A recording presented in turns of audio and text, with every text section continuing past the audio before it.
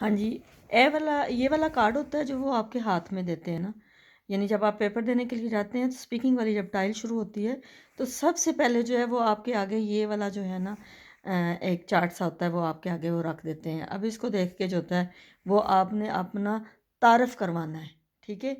नाम में यानी आपने अपना नाम बताना है। इशहाई से और आगे आपने अपना नाम लगा लेना है। ठीक है जी। अल-थ्या का मतलब होता है उम्र। मतलब आपकी उम्र क्या है, ठीक है जी।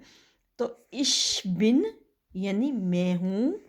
अब जितने साल के आप हो, अगर आप 50s के हैं, सॉरी तुसी अगर 50 साल दे जे तो तुसी कह देना है कि इश बिन 50 यारे आल्ट, यानी मैं 50 साल की हूँ। लैंड, लैंड का मतलब है आपका मुल्क। इश कौमे आउस पाकिस्तान, यानी मैं पाकिस्तान से आई हूँ। वोन और जो है वो है आपके रहने की जगह जहाँ पे आप रह रहे हैं।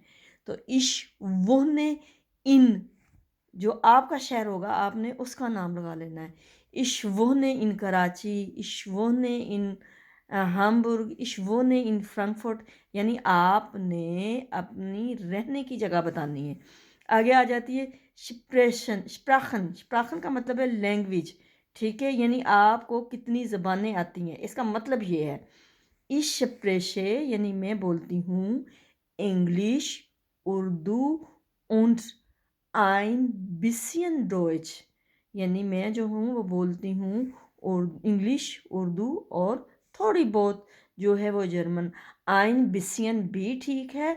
और अगर आप ये कहते हैं und etwas Deutsch यानी थोड़ी बहुत डोच, तो ये वाला भी फ़िक्रा जो है वो ठीक है। आगे आ जाता है बेरूफ, यानी पेशा, पेशे के लिहाज से आप क्या हैं? डॉक्टर हैं, टीचर हैं, क्या हैं? ठीक है? तो आप कह देंगी इश बिन हाउस फ्राउ फन बेरूफ, यानी मैं घरेलू औरत हूँ पेशे के लिहाज से। मैंने ये जो वीडियो है ये जो मेरी तरह की सादा सादा सी आंटियाँ हैं जो घरों में रहती हैं, तो मैंने इसलिए उनके हिसाब से बनाई है, ठीक है? अगर कोई उस्तानी है तो वो कह सकती है कि इश बिन लगीन फन बेरूफ, यानी मैं उस्तानी हूँ पेशे के लिहाज से। हॉबी, हॉबी जो है वो एक मशगला है, ठीक है? और अगर इसके साथ एस लग जाएगा हॉबीज़, तो वो फिर आपको ज़्यादा बताना पड़ेगा, ठीक है? माइन हॉबी इस्ट साइटुंग लेज़न, यानी मेरी हॉबी है अखबार पढ़ना।